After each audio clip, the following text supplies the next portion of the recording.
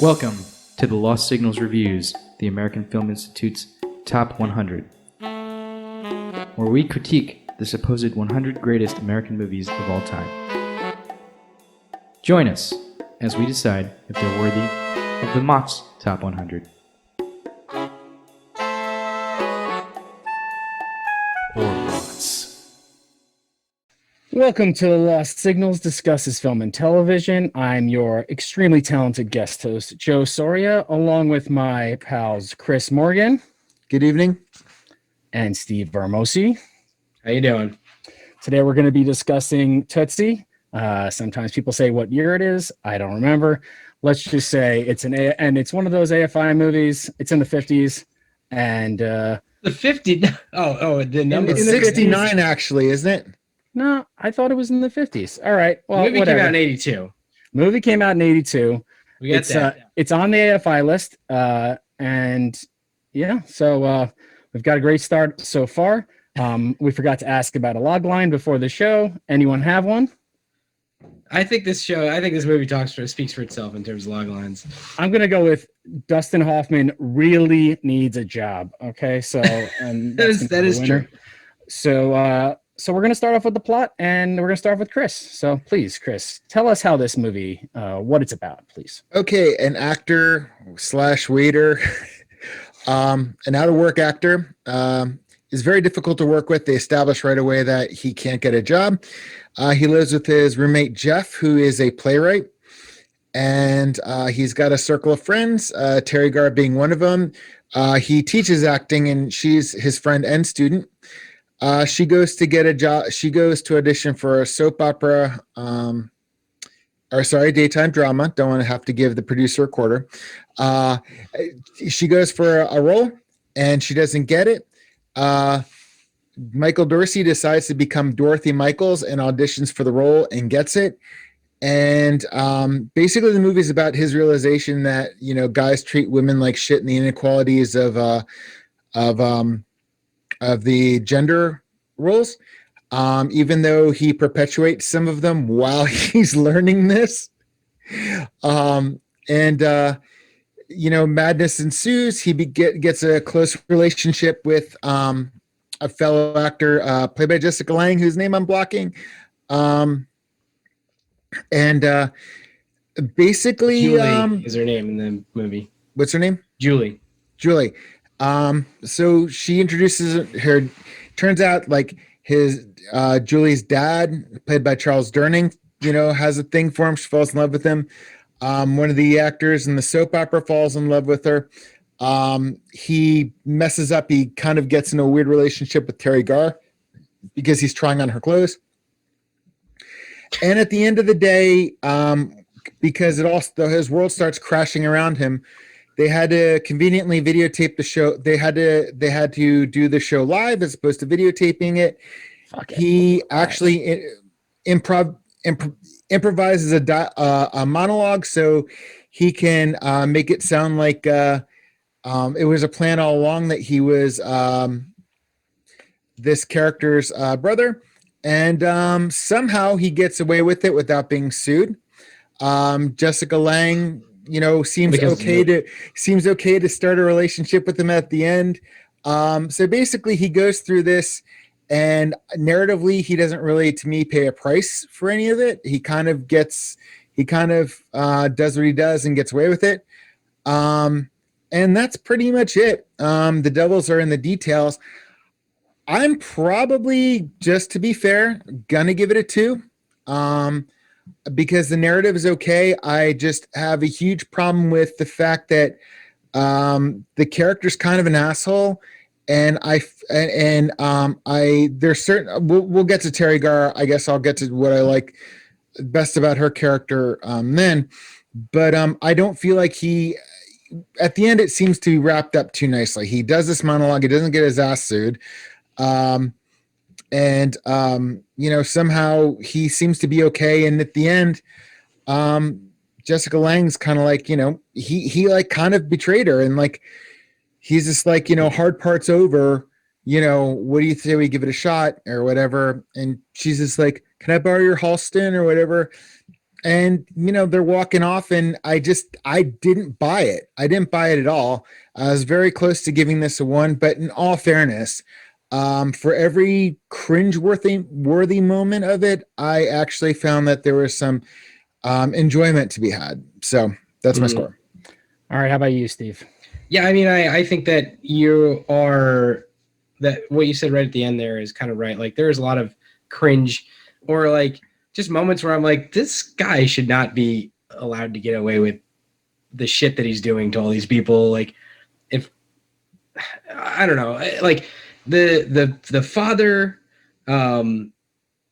seems Charles Durning, yeah. very I don't know. There's like a weird vibe coming off of it. Charles Durning, yeah, like Les is his name. Les, yeah. I get a weird vibe from him, but like at the end, he's like, the only reason you didn't get punched right now is we didn't kiss or whatever. I was like, that's a weird thing to fucking say to somebody. And like at the end where Julie kind of is like, well, I guess you just like completely betrayed my trust for the entire length of this movie, but I guess we're cool. And let's go, start a relationship. I don't even know what that is kind of like leading to at the end, but there's this very strange juxtaposition. I feel like this movie could have been a lot more interesting if there were real repercussions for the things that Dustin Hoffman, Michael does during it. Like and the other thing is like he plays this character Dorothy as a character, right? Like I think that this movie for sure gets a lot of grief for having this guy play this character in drag, and not be fully self-aware, I guess, of like what's going on and like what they could do. But there are moments of self-awareness in the movie, I think, that I actually appreciated. Like, it came out in the early 80s, so yeah, there's a lot of like kind of cringeworthy stuff that goes on. But I think there are moments of self-awareness that are like when his co-star sings out in the street and like he lets him in. And, John Baxter or something. Yeah. And like it's on the precipice of like almost like a rape scene. And Bill Murray's character, who actually is pretty good about not making a joke out of the whole thing, the whole movie, kind of makes light of what just happened. And he's like, that's not a joke. And like they kind of just like gloss right, like they go on to the next thing. He's like, look, that like this isn't funny. I appreciated that moment and some other stuff, but like on the whole, just the entire point of this plot being I think it's a solid enough plot to get it to, but the entire point of this plot leading to he gets the girl out of this like is a weird ending for me. So I definitely can't, like, there's no thought in my mind of giving this a full 3. I think it's just good enough for a 2. Yeah. Wait, I just thought of a log line. Go ahead. Dustin Hoffman mansplains as a woman. Yeah, I mean, well, I don't know. Or mansplains feminism. Go on. Yeah, I get where you're going. I mean, why that might be the perception, but I don't know. I thought this was actually quite strong, especially since it actually goes through all the iterations of the story, especially once he becomes the woman. He earns the part of, he's a failed actor. No one will hire him, right? That's the point. And then now the obvious quick, like, let me decide I'm going to be a woman, but that's kind of the inspirato. That's the whole movie.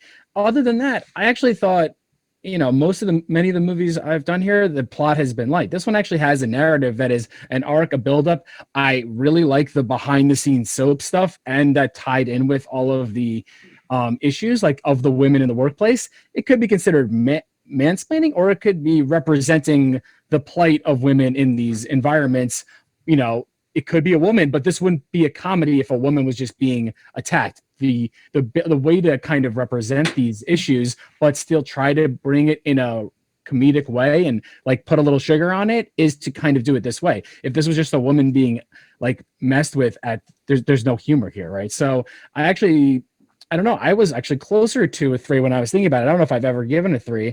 But there's some flubs. I think the ending does kind of, quick, kind of just end, but that's as standards, late 70s, early 80s. Like we're out of the plot and we don't want to kind of stay in the doldrums too long, So I'm actually going to give it a pretty strong 2 for just actually representing the plight, having good inversion of issues, and kind of giving an alternate perception reality type earned thing, and not as much on the cringe. To me, the cringe was women being overlooked, misused, abused, and having different characters do it, right? You have Jessica Lange as a woman doing that, and then you have Dustin Hoffman having the actor's plight of being kind of like tossed aside because he has opinions and he's not fitting in with the system. And then it's kind of a merging of it. So I'll give it a strong 2. So that's, I believe, 2's all around. So let's head on to themes. So why don't you help us out with that, Steve? Sure. So, there is this like theme of kind of Dustin Hoffman's character, Michael, Dorothy, wherever you are in the movie, trying to figure out like like you mentioned this earlier, Chris. So like there's on the one side, when he's Michael, he's very much doing a lot of the things that he sees wrong when he's playing this character of Dorothy. So he sees what's the guy's name, Ron, like treating Julie like shit, and there are just like direct parallels to how he's treating Sandy, his like a sensible girlfriend. And I see what they were trying to do with that. What's the point of like he only learns a lesson for the one he actually likes and like just leads the other girl on the entire, his other girlfriend on the entire time? Like, yeah, it kind of like that part kind of annoyed me. I was like, what? He's not learning a lesson. Like Michael is not learning a lesson. Only Dorothy is learning a lesson in this. Where like ostensibly not ostensibly, they are the same fucking person. There is not really a like, other than him going through and like kind of getting the sensibility of a woman throughout the movie, which I think they did actually pretty well, and could be looked at as another theme, right? Like there are moments where he's like sees a dress in a mirror in a window or something. He's like, oh, what do you think of this for me? He's like talking to Bill Murray as Michael, and he's like, or what do you think of this? And he's like, what, for Sandy? He's like, no, for me. Like there is that moment where he's like trying to figure out what it is to be a woman, but like at the same time, he's never actually like embodying womanhood. He's playing a part. He's like looking for set decking. He's looking for costuming for a part that he's doing. I don't think that I feel like he's never actually falling into that. Or that's not true. There are moments where the his agent is concerned that he's not going to come back or like not going to be Michael anymore or whatever the fuck it is. But all that to say, like, I don't know.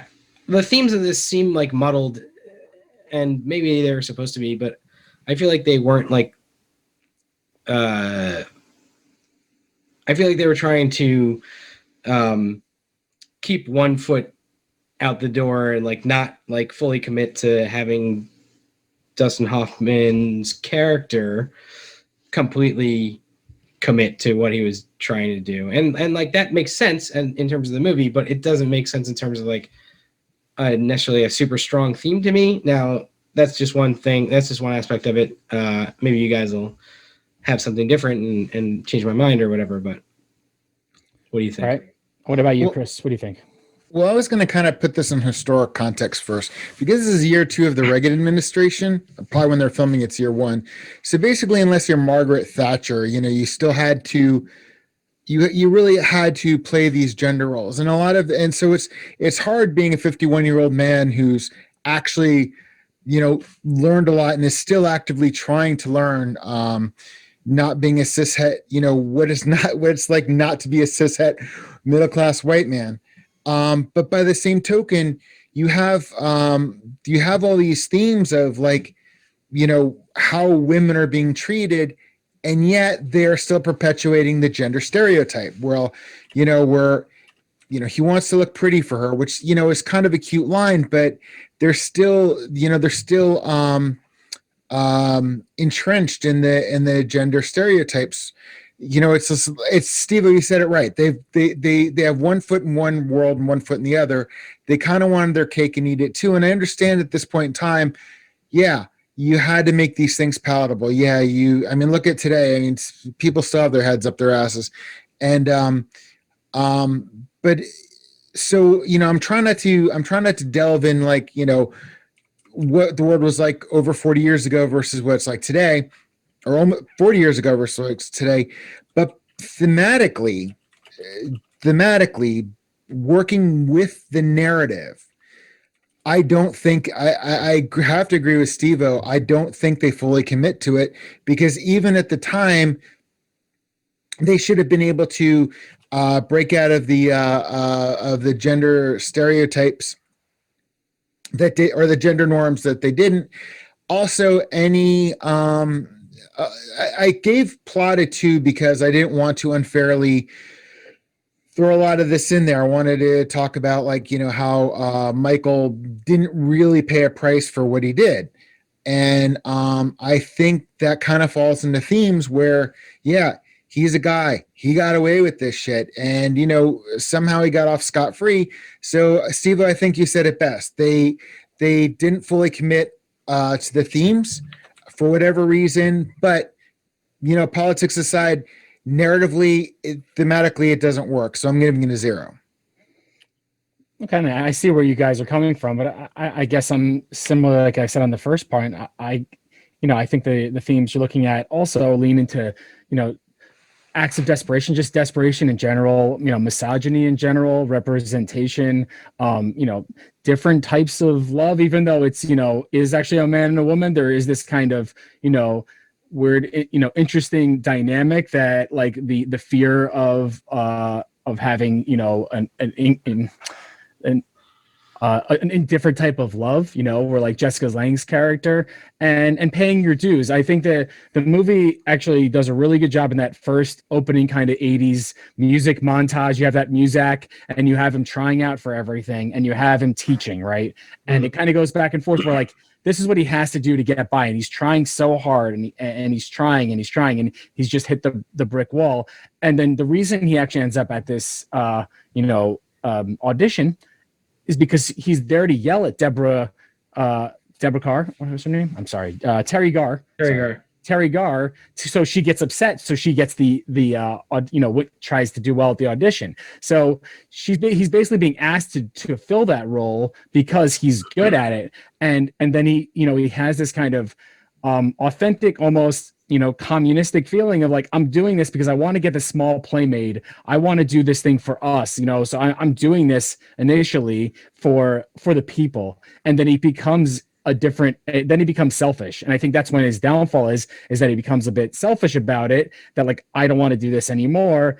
So, I think it pays off. And then there's the line, which it makes more sense now when you say the era, but the Reagan era, where he says, I don't believe in hell, I believe in unemployment.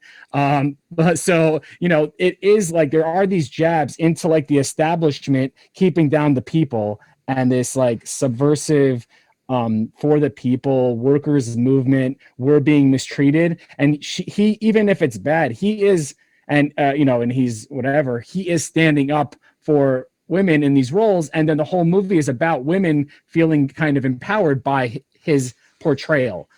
And, maybe because he's a man, he's not afraid to act up like that, which is interesting dynamic. So I don't know if it's his themes per se, and but I do think I like the part of the paying the dues and the desperation, and I don't like misogyny, but that how it was represented. So I'm going to give this a middling one myself. You make some good points there. I just want to bring up, it's like interesting that this is a movie about a dude using female empowerment to empower himself, like, right, like like I just kind of thought about that while you were talking. It's like, who really makes out well in this? Him, like, none of the women that were bothered by misogyny before he showed up end up any better than they were before. It's him showing up, like making the $8,000 he needs to make for this play, and then getting out, and like nothing bad happening to him because of that. So like I completely get all the points that you're making too, Joe. I think you have some good ones, but I think I got to stick with a 0 just because, like, I don't like. There are a lot of consequences that should have come out of his actions in this movie, and none of them happened. And not only that, but it is like another movie about the guy getting over on like women again. Like, now that I think about it in that way, it's like kind of it's so weird. But anyway. Yeah. So I mean, I guess my counter question for you guys, just a slight tweak of this is, do you guys like Some Like It Hot, or does that movie get away with this? Because I fucking hate that movie. So it makes sense. So if neither of you like that, I love Some Like It Hot, and that movie obviously is more doing it because they're in hiding, right? But it has these same type of tropes and scenarios that I really think this movie follows through it to the end. There could be just kind of where they ignore it, and he just like does like dress up time. But I think it actually he becomes empathetic, and it teaches him sensitivities. And while the end payoff of like isn't the punishment may not have fit the crime per se, I do think there is this kind of there is an education of him of being selfish versus like a different type of connection and listening and understanding. And yeah, he does shit on one woman to go to another woman. But whatever. So, all right. So that's interesting because you don't like both only Some Like It Hot. That would also kind of lead that you would maybe not like the vibe of this movie. And I do think this movie leans into, the Jack Lemmon character basically plus is Dustin Hoffman in this movie. So, all right. So let's head on to the antagonist, which is myself. And so I will continue. This one, I'm pretty sure this is easy, a bad, a good one, Dabney Coleman / men, all men are bad and don't do anything redeeming in the entire movie. It might be a little almost stereotypical in essence, but it definitely drives the whole movie that they're fucking with Jessica Lange, they're fucking with Dustin Hoffman. You've got your friend there that's singing outside, but the spray Banaka scene, I found that like hysterical but awful at the same time. Yeah. Like that was like so of its moment. So I don't know who you're gonna will you specifically point to, if it's just the men in general, or specifically Dabney Coleman as the worst of the worst, where he's cheating and mistreating and double dealing and calling him toots or them or whatever. I don't want to call into gender naming right now. Calling Dustin Hoffman toots or all the things, and then it's like a naming thing, and my name isn't that. So yeah, I'd say this is a pretty obvious one to me. What do you think, Steve? Yeah, I mean, I think that the character work is the strongest part of this movie by far. And I think that, Ron, the character Ron, played by Dabney Coleman, is a phenomenal villain of this movie.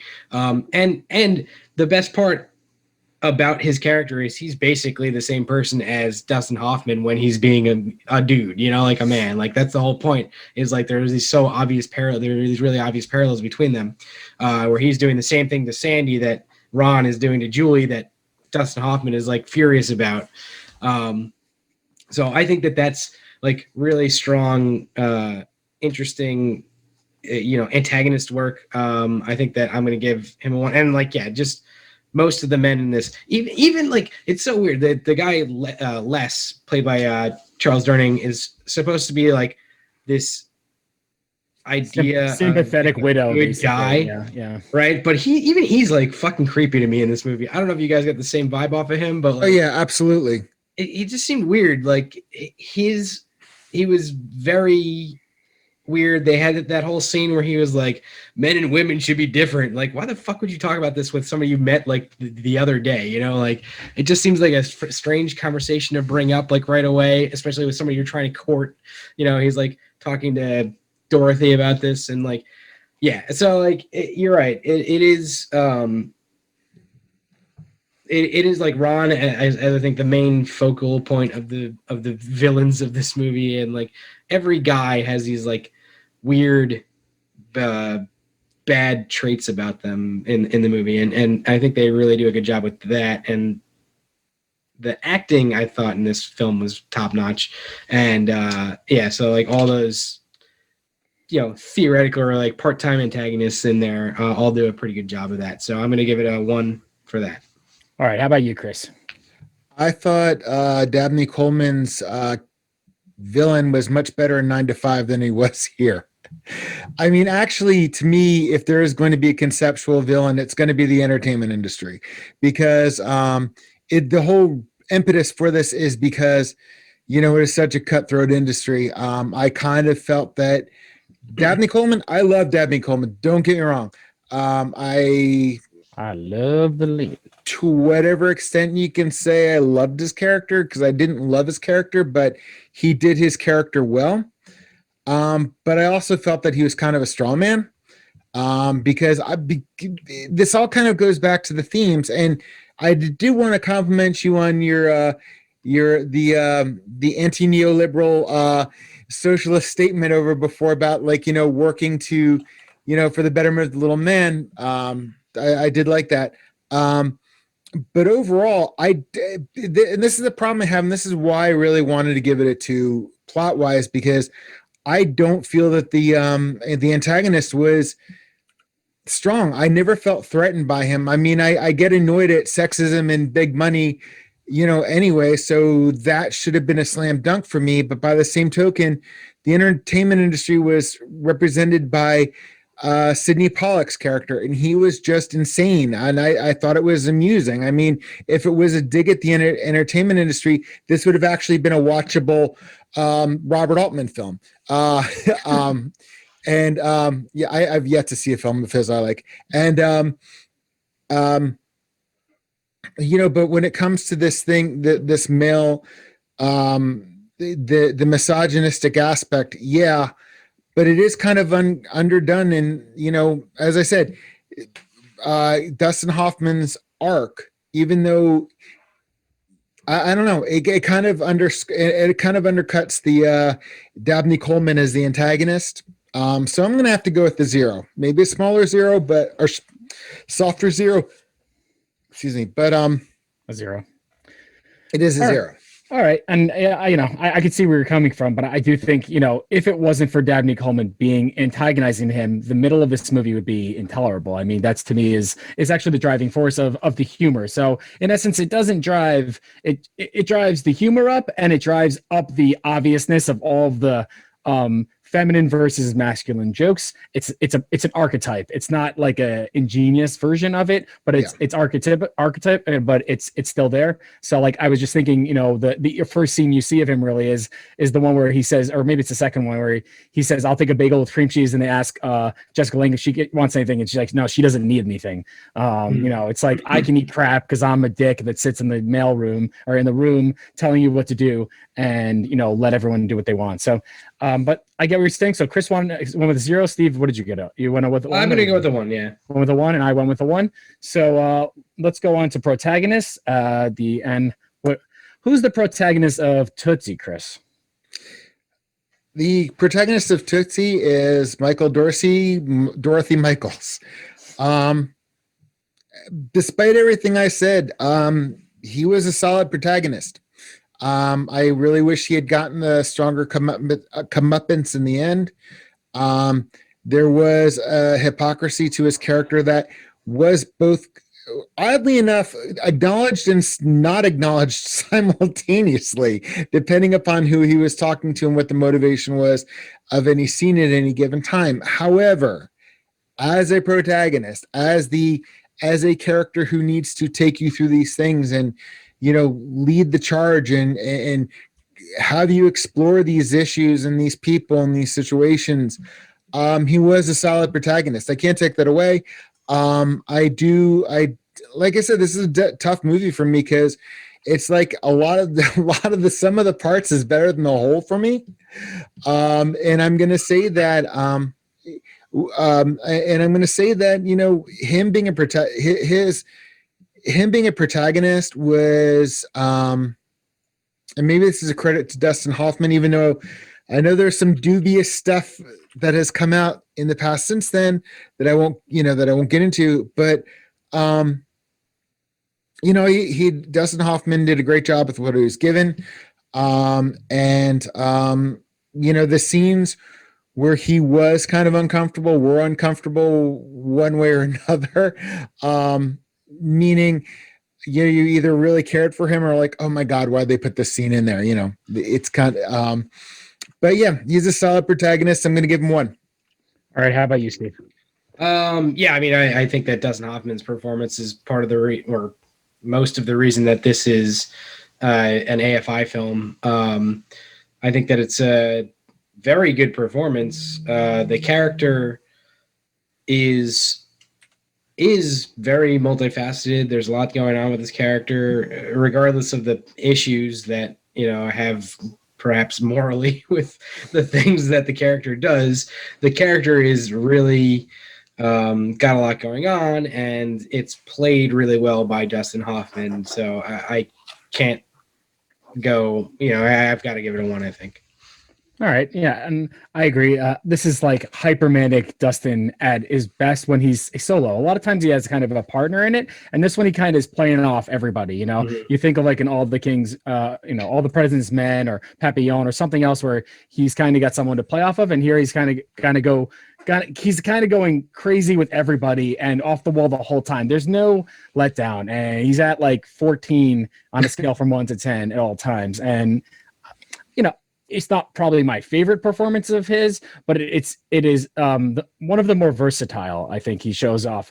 And while it's almost silly, I try to think of the comps of movies like this. We were talking, I mentioned Some Like It Hot. The other one that comes to mind easily, jokingly, I think I said someone I'm watching Tootsie, like, oh yeah, I love Robin Williams in that, and I'm like, yeah, I was like, it's not Robin Williams, right? I think it was Kate's mom, but it's still like, that's like that dumb voice and he's wearing it and the purpose is like seeing the kids. It's a specific purpose. This one, there's a lot more going into the attention to detail. And that one's like about the boobs being in the wrong place and, stuff like that which are like just stupid, like falling, twisting, put the cake jokes. This one, I think kind of had a great heart arc of, the waking up early and the routine and like kind of getting into it. But then also, that, he did seem to really take form as the movie kept going, and I really appreciated that. I think it got better and better and better. Where the accent, and the voice, and all that kind of stuff is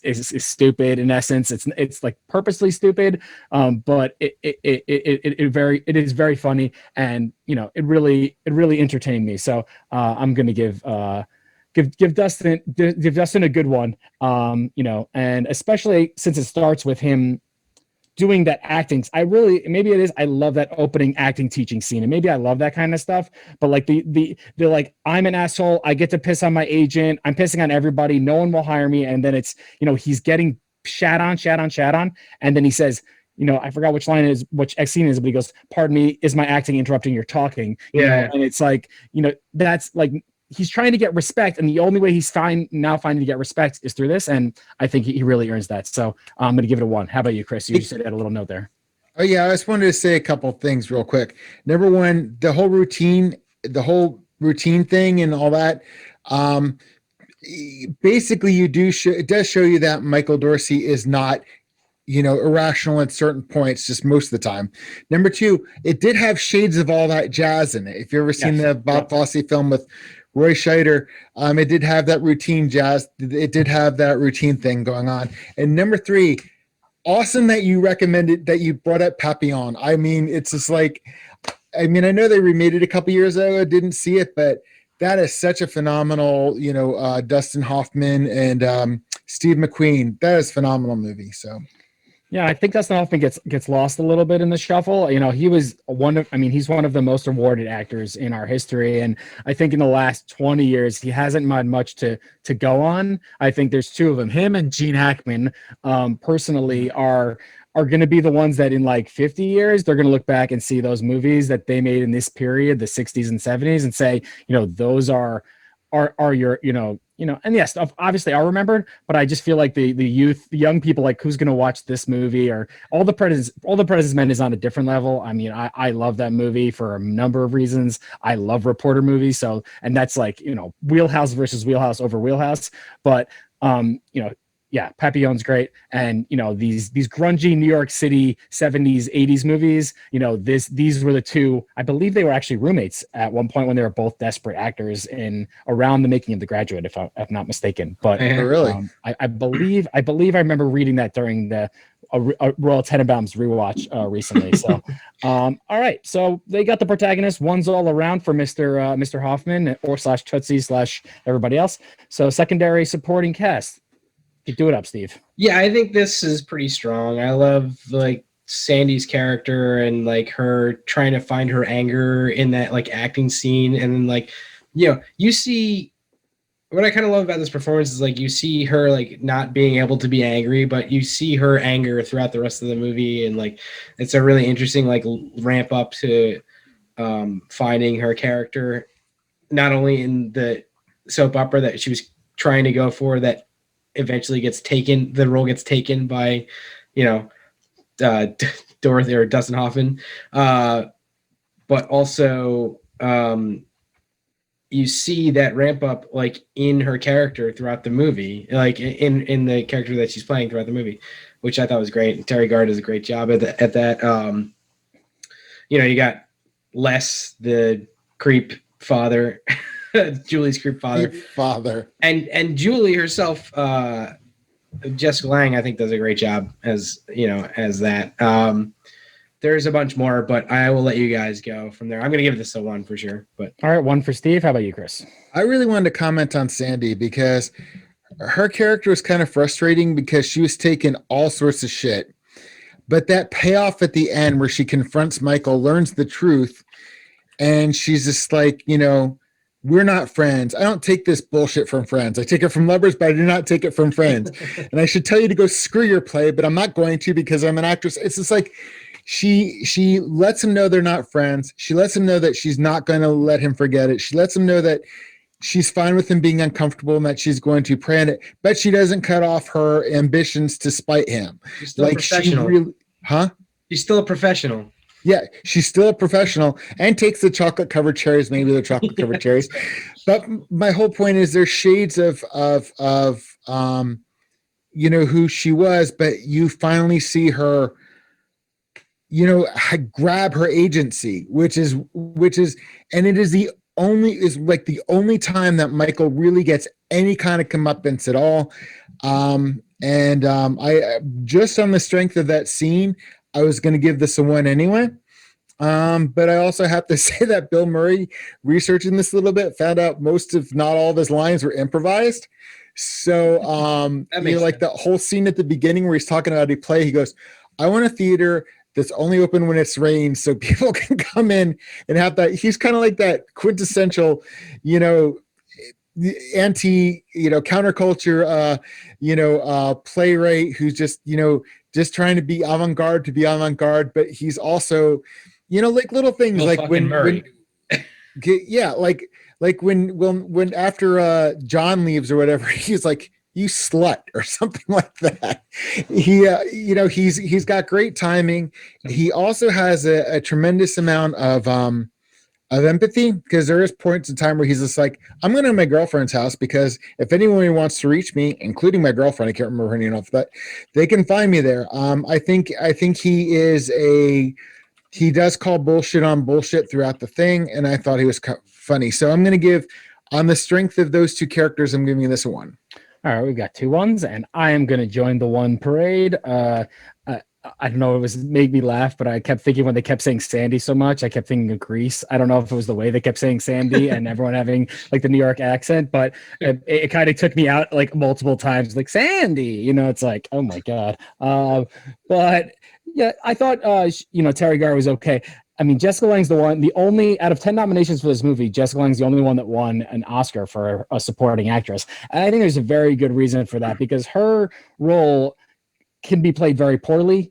It could be played very without heart, without going back and forth dynamics, without having kind of, all kinds of things. Also playing the role inside the role in the, as the nurse character, but then also having to play it as the kind of arm candy, understanding that she's getting shot on, then also be with the father. I think it's this great it's a nuanced performance that, you don't even ever, I don't know if you ever learn who the father of the child is, right? I mean, they never say it. Are we supposed to assume it's Dabney Coleman? But there's kind of this under her, you could tell there's just this pain on pain on pain, and she's taking it. She's the real collective pain source that's getting it from all angles, but still successful.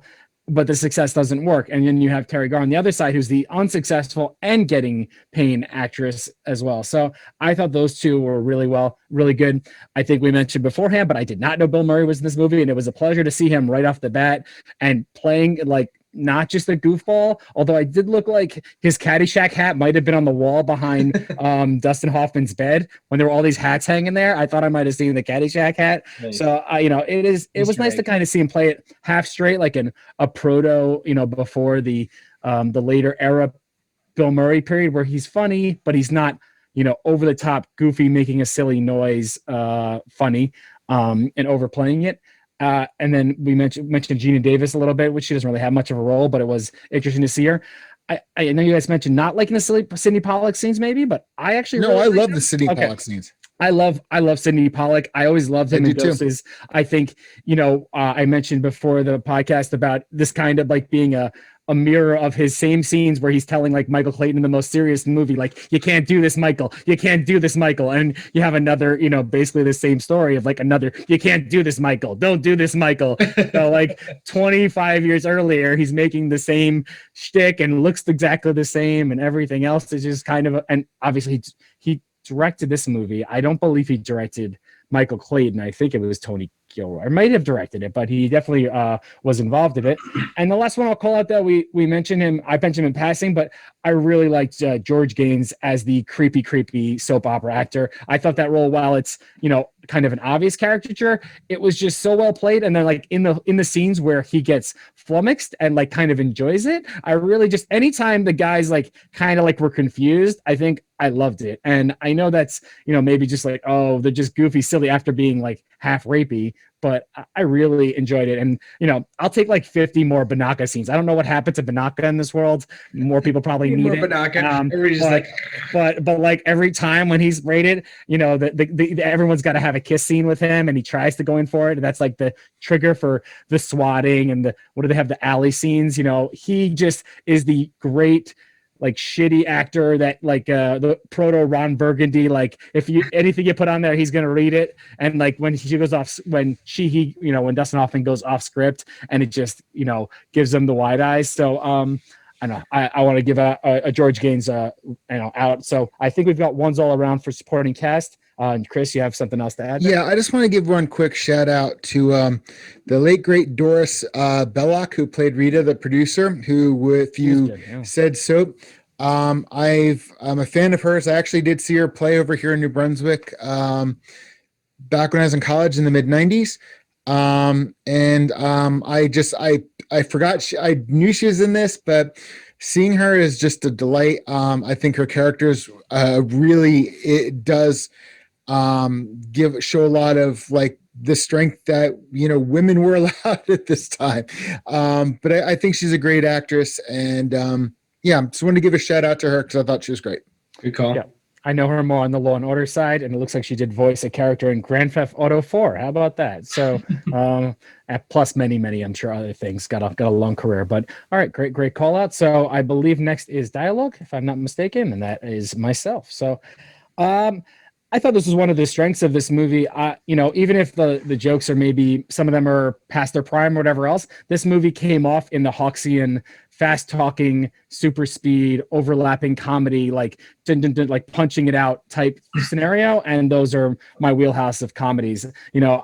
We've been watching some Mel Brooks movies on the side here, and those are joke a minute type movies that are like deep. These are joke a minute type movies that are in the scene, and they're not like referring to outside of the scene, and they kind of bubble up over and over again. But then there's those moments of tenderness as well. So you have all those great reaction scenes and flip out scenes and all the great soap opera setups and everything else, and the Sidney Pollack scenes and the Bill Murray scenes. But then you also have this final scene, which I know you guys kind of really seemingly didn't like, but it has the best lines, I think, in the movie, where it's like, I was a better man with you as a woman than I was as a woman with you than I ever was as a man with a woman. You know what I mean? It's to me, it's like, it's an intertwined obviousness, but the delivery and how it's done, and I think was very, very, very good. And especially, I actually like a lot of the lines that I actually think helps give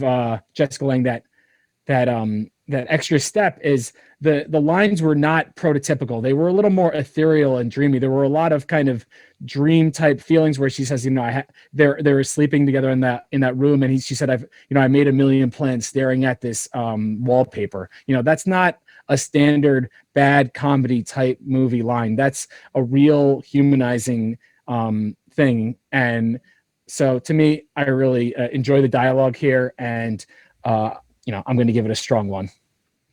How about you, Chris? Or Steve, go ahead. I think that I would agree. I think the dialogue is a very strong part of this movie. So I like the dialogue, like the script as scripted for sure, but like I feel like a lot of how strong it is comes down to the actors in this movie. I found the dialogue to be good as it came, but like the performances really elevated it a lot of times, and I would have given it a 1, but it's that much stronger because I think that everybody did a great job delivering their lines, and really like there's even a part where like it's about how actors in this show are not interacting with each other on the set because because what's his face George Gane, John is like looking at the teleprompter to get his lines every time. So, as Dorothy, he like grabs his face and like pulls it back, like, look at me when I'm talking to you. And like, like just stopping him from reading his next line, which is like a great little like side joke. But I think everybody in this movie interacts with each other really well. And the dialogue really kicks for that reason. So I'm going to give it a 1. All right. And I should reach out just for one moment before Chris goes. So it's I see it's Larry Gelbart, a Murray Schlishkel, I can't say it, Barry Levinson, and Elaine May uncredited. Those are some pretty big names, but actually a lot of them are in the television arena. So to me, it's interesting that actually this movie does get you I thought about how this movie felt more like a TV show sometimes than a movie. Larry Gelbart did MASH the first 4 seasons, basically of the TV show. I know you guys hate the movie. Oh, that's right. He did. So he was that, and Barry Levinson was involved in early Homicide, I want to say, but also other movies. So, all right. And so what did you think of the dialogue, Chris? Dialogue's great. Yeah, I agree with you guys. The delivery is great. As written, the uncomfortable parts that are cringeworthy are going to be cringeworthy anyway. So omitting those, I thought the dialogue was solid. So I'm going to give it a 1 because I think I'm style next, and I kind of want to save a couple comments to that are bleed over into that. So, all right. So, like you said, go ahead, go on with the style, Chris. I am a sucker for 70s, 80s, early 80s New York movies. And this one played into it. I just recently rewatched My Dinner with Andre. Yes, watching Community made me think like, I haven't seen that movie in such a long time. And obviously I brought up All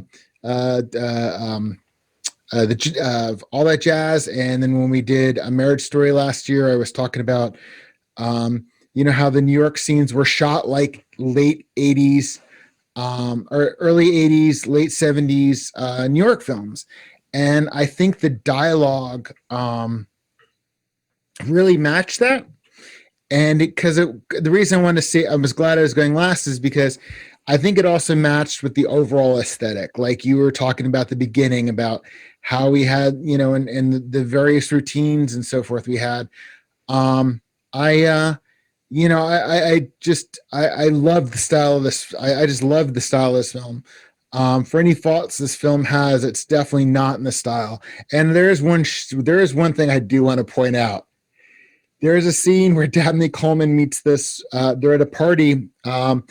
Michael brings Sandy and Ron and Julie show up, and they're at the bar. And Ron's talking to this girl Suzanne, and she's got this brown dress with these amazing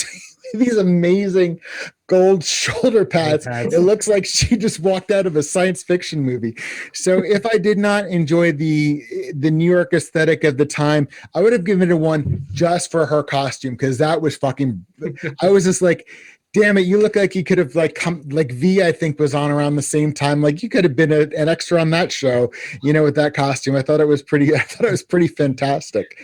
But yeah, I enjoyed the hell out of the style. It's a great movie to watch. And all the little characters, like I said, at the parties, so forth. Just a great thing to watch aesthetically. So giving it a 1. All right, 1 for Chris. How about you, Steve? Yeah, I mean, I would agree. I think the style is going to be a 1. It's there's a lot that goes into like wardrobe and set design and stuff in this. Like, whereas like I wasn't particularly like taken by, or like I don't really remember like the cinematography particularly, but the sets were all really cool. The costume design is all really well done. Like there's a lot of attention to detail there. I just feel like there, was a lot going on in terms of that type of stuff. And as you said, like that late 70s, early 80s New York aesthetic is very recognizable once you start seeing it. And I agree. I think they did a good job with all that. So I agree. I'm going to give it a 1, basically for most of the same reasons that you said. What do you think, Joe? Yeah, I think I'm gonna go on the opposite angle, and I'm gonna give it the ding, because I think I've seen so many movies in this period that I love that part of it, that this part maybe didn't do a good enough job of using it. I recently rewatched Taxi Driver, which I probably remember liking more as a youth, but the New York part of it, it's, that movie is New York. The conversation is New York. There are a lot of other movies of this period that do that part well. Like you said about the cinematography, I don't have much stands out. If the only part I would say is there's the costuming, but to me that's a lot of like trick pony, there's like dresses and stuff.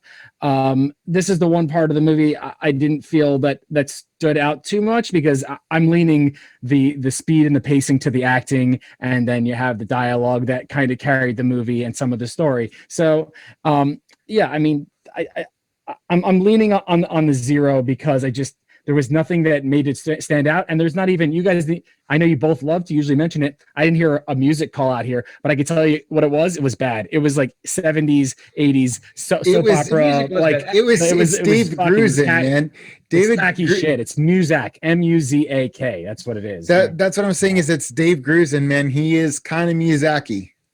I might, he's cruising for a bruising or whatever his name is. I didn't even think about it. It would have been better if I had completely forgotten about the music altogether. But now that you bring it up, the music was so bad, I might give this a 0 on style because of it. Actually almost ruined the first part of the movie, because they play that song for like 15 minutes while they're having those scenes that I did like, and it almost took me out of it, because I'm like, I understand this is what we're doing. Like, the beginning of the not Days of Our Life, but one of those like not Family Matters, but one of those shows where it like Family Ties, like intro song, right? Like the beginning of $6 Million Man, like the Believe It or Not, I'm Walking on Air. You might as well have just playing that, and at least I would have laughed. Like that's what it felt like. What, Chris? Yeah. You all right?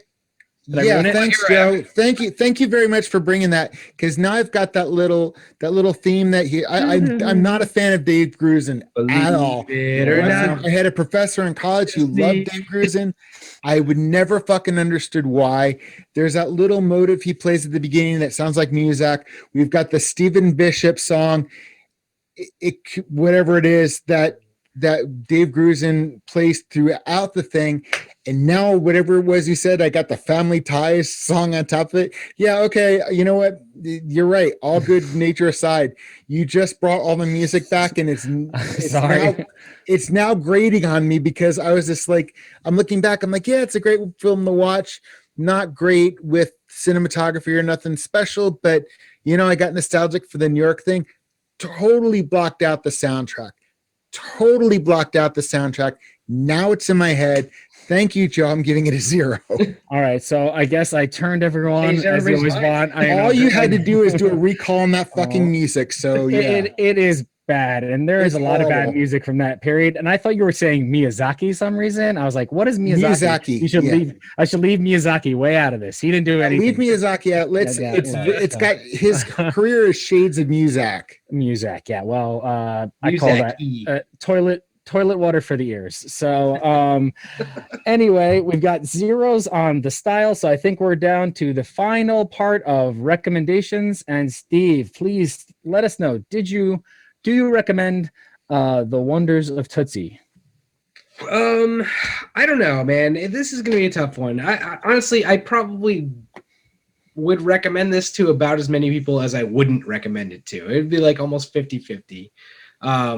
There are you know what? Honestly, there are probably less people I would recommend it to than people that I would recommend it to. It's just such a weird. There's better versions of what this movie tries to do, in so many different things that this wouldn't be a go-to comedy for me. This wouldn't be like a go-to. I would almost never recommend anybody like a cross-dressing movie, as the main, shtick of the movie is like a cross-dressing movie. It's just not like a awesome, trope for me. As far as like Dustin Hoffman movies, there's better ones. As far as New York movies in the early 80s, there's better ones, or late 70s or whatever. I think that I'm going to say no on this one. It's fine, and it's worth a watch if you're watching all the AFI movies or if it's on or whatever, but I wouldn't tell anybody to go out of their way to go see Tootsie. All right, so that sounds like a 0/no for Steve. And Chris, I have a guess of what you're going to say, but why don't you say it out loud? I liked it better than Some Like It Hot, and I like it better than Mrs. Doubtfire by a thin margin. But no, I wouldn't recommend this. I don't think it should be on the AFI. The sum of the parts are definitely better than the whole, but I don't really think the sum of the parts actually equal a whole. I don't like, there are certain for everything that's good in here, the cringy moments really brought down. Even I've seen this movie a couple of times, and I hadn't seen it in a very long time. But I knew it was going to happen, and still the cringy moments made me cringe. So cross-dressing shtick aside, as a comedy, there was just not enough non-cringy moments to make it worthwhile. I don't hate the film, but it's not a film I'd be like, oh my God. It's like, as I said a couple episodes ago, watching the AFI, I see All About Eve or High Noon or Lawrence of Arabia. And these films are like, I would go out tomorrow and be like, dude, if you haven't seen these films, go see them. I will rewatch them. I was tempted to buy All About Eve the other night. I was like, wanted to see that. I was looking forward to seeing that. I rewatched this film and I'm like, okay, it's fine, but I wouldn't recommend it. It's nothing that, once I'm able to drill the fucking David Grusin, Stephen Bishop soundtrack out of my brain, I'll probably go back away. So no, I'm not going to give it it's going to get a 0 from me. All right. And I think I am gonna recommend this movie. I think this is probably the most good middle of the road comedy that I've done when I've joined with you guys. I think this kind of hits the middle that kids could kind of watch it and it be silly. Adults, there's nothing if you're on the ready to be offended side, this is not a comedy to be ready to watch. But if you're just looking for something silly and enjoyable, that actually it has good pace. Out of all the other things that we said that I didn't like the style, I think the pacing and the dialogue and the performances make this actually very watchable. It's down the middle, silly, better than some of those other movies. I really like Some Like It Hot also. And it might be, I'd never seen this movie before. I'd never really thought about watching it. I don't know why. And it resonated on a lot of levels for me. And I think it actually didn't do, I don't know which parts specifically of the cringe that we're talking, we keep kind of going around it. I don't want to like list out the cringe, but the things that I thought were going to be very cringy, I think it had more heart, less cringe. And actually is very entertaining. So for that, I would recommend it. I also had mentioned you guys, we have a special scale in my house, and my lady, Kate, did not fall asleep and thought this was by far the best movie we've ever watched and that I've ever asked her to watch. So for that gives it a little bit of a rise that she loved. But you only ever recommend Ingmar Bergman, man. Like, you expect. Well, she's not a Mifune fan, so but there's that, and there's things out of this that there's some movies that I just immediately just wash away. There's nothing memorable. There's so many good things out of here that were memorable, even, scenes and actual like takes.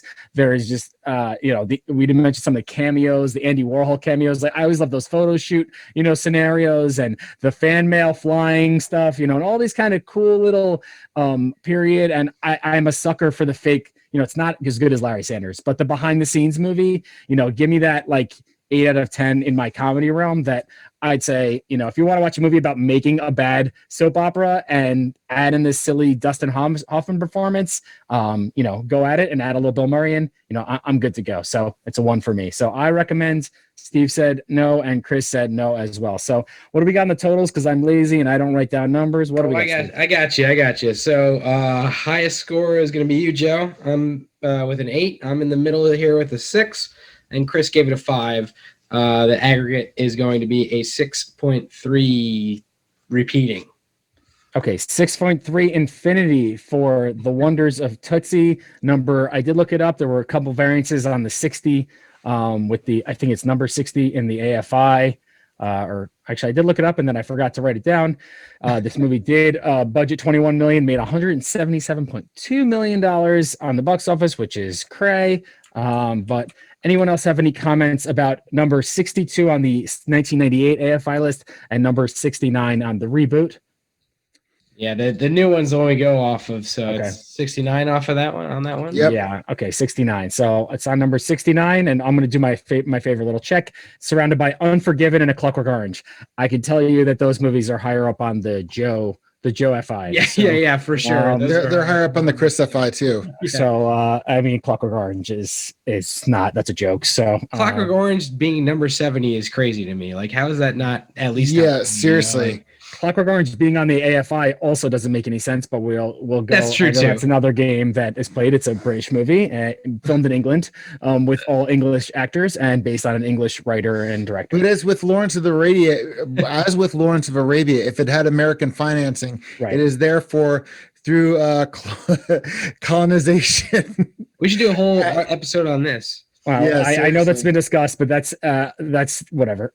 Clockwork Orange. We're gonna do Clockwork Orange is a good. I would say it's a good movie, but it's a good movie. And when I was looking, I was just doing a quick scan for my corrections. Number 1, I was correct. Gene Hackman, Robert Duvall, and Dustin Hoffman were roommates before they were stars in New York City. That would have been a fun apartment to hang out with. An interesting place to live. There's Yeah. a cool article in Vanity Fair 2013 that I had read before. So if you want some info on that, check it out. I also looked through Sidney Pollack's filmography, and I can't name one of these movies that I ever enjoyed. So I'm not sure what the big Sidney Pollack deal is. So not going to shut it down too hard. But so we've got a 6.3 and 3.3 infinity. And so any other comments, questions, Chris, Steve? I'm just going to say, go on. I was going to say that's it for me. That's it for Steve. Just because I'm not sure if we'll ever get to it. You want to see a good New York film where the exteriors were shot in New York and the interiors were shot in an old restaurant in Virginia? I did rewatch My Dinner with Andre, and it's very good. Just make sure you watch it while you're eating. You'll get very hungry otherwise. All right. I can name some good New York movies, but a lot of them are by this guy. You're not allowed to say his name anymore, so I'll leave it at that. Even one of them has the title of the main borough of New York City in it, and it is very New York.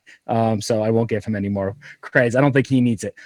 So we'll solve it on there. And Tootsie is in the books. So for myself, Joe Soria, we've got Chris Morgan as well.